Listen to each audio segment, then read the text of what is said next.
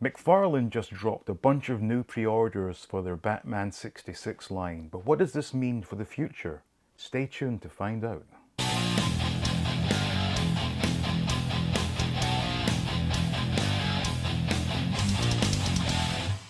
Welcome back. Now, if you're a fan of McFarlane's Batman 66 line, you'll be pleased to know that there are a bunch of new items available to pre-order at Target.com. Now, I'll go into these straight away and then I'll tell you what I think lies ahead for the future of this line. But today, you can now pre-order the pink-cowled Batman. Now, viewers of this channel will know that I already got this figure way back in December. I got it from Pop Culture in Australia. So I'm not quite sure what the delay in getting it into Target was, but it's a nice figure, although there was a slight QC issue on mine, or one of mine. I do have two actually, but this is now available and the pricing on these figures is now $19.99. Previously they were $17.99, but as costs increase, that gets passed on to you, the consumer. So pink-cowled Batman, already have it. Next up, an odd one for me. This is Two-Face, who, as you may or may not know, never actually appeared in the classic TV show. This is the Two-Face based on the comic book and the animated movie where Two-Face was voiced by Bill Shatner. Now, what is interesting is that all the toys in this line are branded with the Batman logo and the classic TV series. This one, however, is branded simply Batman 66. So at least someone in McFarlane knows that he was not actually in the TV show. Now, I said when these were leaked, now I should have pointed out as well, these images or these figures were leaked way back in, I think, October, November time. So we've known for quite some time that we were getting pink-cowled Batman, Two-Face, and one other that we'll get to shortly. And I said at the time, I'm not going to get this because Two-Face was not in the TV show. However, having seen the images of Two-Face, I did change my mind. So yes, I did order Two-Face, but again, $19.99. And the last figure in this wave that has just been announced is, of course, King Tut. This is a brilliant looking figure. First time we've seen soft goods used in the line, and instead of these ridiculous, bish bash bosh text bubbles that clip to the wrists, we are getting actual accessories, which is very nice. So 3 figures, and I've had everyone, in fact, not everyone, but a lot of people have commented and told me that there's some stipulation in the contract with McFarlane that there must be a Batman in every wave. So that is why we're getting the pink-cowled Batman. Now, in addition to these 3 figures, there are 2 additional items available for pre-order today. The first was actually announced by McFarlane yesterday, which is fantastic. It's the Wayne Manor library, or Bruce Wayne's study, and this one looks brilliant. If you've seen my reviews of these, I hate to use the term play sets because there really is no play value in these. They're dioramas as far as I'm concerned, but the Batcave and the Villain's Lair are really good, and if you have them set up with the figures, it makes for a beautiful display. This appears to be no exception. However, what is rather sneaky was yesterday McFarlane sort of leaked this out into the public domain, and they did a small video of this playset that showed the bat phone on the desk flashing and making sounds.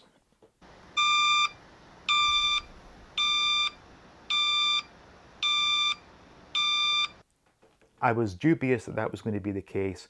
That does not happen with the ones that we buy, and it even goes as far as saying that it does not require batteries. So there is no sound or lights on this playset diorama, but it looks fantastic. Now, I'll address a glaring omission with this release very shortly, and that's in reference to the figures that can populate this display, but we'll get to that, bear with me. And last of all, we have another vehicle, and no surprise really, it's the Batboat. Now, the first thing that strikes me is it appears to come on a display stand of sorts. Whilst the Batmobile never actually towed the Batboat, that's how it was presented in the classic Corgi toys that I enjoyed as a lad in the 80s. And I'm just wishing they had included the trailer for this, that we could have hitched it to the Batmobile. With that said, as a display piece, I think it looks great. Hopefully the dimensions are more suitable for the 6-inch figures. As you may know, the Batmobile that came out, it's just too small for those 6-inch figures. I've still not even opened my Batcycle yet. I will do a review on that very soon. But I'm disappointed to see they're still using the same lousy packaging for these, which just open up the item to getting all sorts of damage either on store shelves, if they do in fact make it to store shelves, or in transit. I realize it's a cost-saving exercise. Maybe it's an environmental thing where they're trying not to use too much plastic, but that is a terrible way to ship these, or to package these, I should say. And as with the figures, which have gone up by $2, it appears that the vehicles and displays have gone up by about $3. I would gladly pay an extra $5 to get these things boxed properly, but that is what it is. I'm very happy that they're doing a Batboat, and we can only keep our fingers crossed that we get the Batcopter next, but that might be slightly too large to fit in with the price point. But anyway, those are the releases that were announced today. So what does that mean for the future? Well, you know that I have a great deal of Batman 66 merchandise, and based on what I have, we can only assume that figures that can be made, and when I say can be made, I mean based on licenses that were provided to other toy makers in the past, that would be Mad Hatter, Bookworm, and Shame in terms of villains. Now, the fact that this wave includes the pink-cowled Batman surely hints to us that we are going to get a Mad Hatter, because of course it was the Mad Hatter that turned the cowl pink in the first place. Bookworm and Shame, not necessarily villains that come to the average Batman fans' mind, but they were made by other toy companies, so there's a good chance we could get those. Given that we've just been given the opportunity, I should say, to purchase Bruce Wayne's study, there were only ever 3 characters in that study: Alfred, Bruce Wayne, and Dick Grayson. Technically, we've had all 3 figures already, given that we had the uncowled Batman, the unmasked Robin, and Alfred as Batman. So that would suggest that we're definitely going to get those 3 figures in civilian form, which will be very nice. Now, in terms of the good guys that are missing from the lineup, obviously we have Batgirl, Commissioner Gordon, and Chief O'Hara. Chief O'Hara is possible because he was done by Figures Toy Company, so we know it can be done. As was Batgirl, done by Figures Toy Company, and also in the Funko Reaction line. However, I believe those licenses were granted while Yvonne Craig was still alive. Since her passing, it has been suggested that her estate is not allowing anyone to make Batgirl merchandise, so I think we can strike that one off the list. As with Commissioner Gordon, he has never been made in a toy line. I believe, again, the estate of Neil Hamilton is not allowing it, so that also rules out the possibility of getting Commissioner Gordon's office as a playset / diorama. So those are what I think we could get. So just to recap, we can expect, in my opinion, Mad Hatter, Bookworm, possibly Shame, Alfred, Bruce Wayne, Dick Grayson, and quite possibly Chief O'Hara. Aside from that, there really are no characters worth making a figure of, because there are a number of villains that popped up on the show, but none that really stick in the public's consciousness that would justify making a figure. Now, another few possibilities. So we have two of the three actresses that played Catwoman in figure form. So I was thinking perhaps we could maybe get a John Astin Riddler. Probably unlikely, but we could get the Riddler in his green suit as opposed to the sort of leotard that he also wore and we do have the figure for.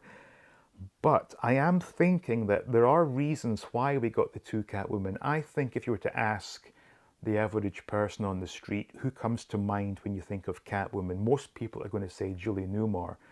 And I think McFarlane would have been happy to have just done a Julie Newmar Catwoman, but I suspect, and this is just my opinion, that woke politics played a part here, because had McFarlane only made the Julie Newmar Catwoman figure, there would have been people crying racism because they didn't make the black one. So that's probably why we get the two Catwomen. So who knows if we'll get Riddler in the John Astin form? Unlikely, I would imagine. Now, based on previous variants, we should at some point get a masked Penguin and an unmasked Catwoman. Also as well, based on prior releases, I would expect to see the black and white Catwoman and black and white Penguin to sort of round out the core characters in black and white form.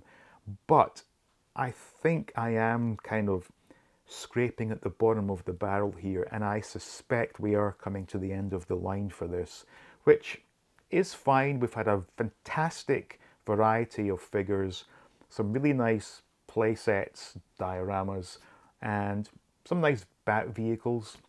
So if the line were to come to an end soon, I'd be quite happy with what I have.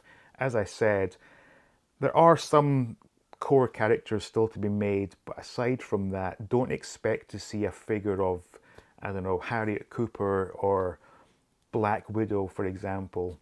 The one that Liberace played, was that Chandel? We're not going to get those characters. So could be the end of the line and getting there. Hopefully we get the ones I mentioned, especially the variants on Catwoman and Penguin, given we had the main characters with masked, unmasked variants. So there you go, just my 2 cents worth. But as I said, if you are a fan, you can jump onto Target and get your pre-orders in. I sure did. So hope you found this informative. If you did, please leave a like. Please share the video. Please drop a comment. Tell me what you think. Make sure you're subscribed and stay tuned for more videos from All Things 80s.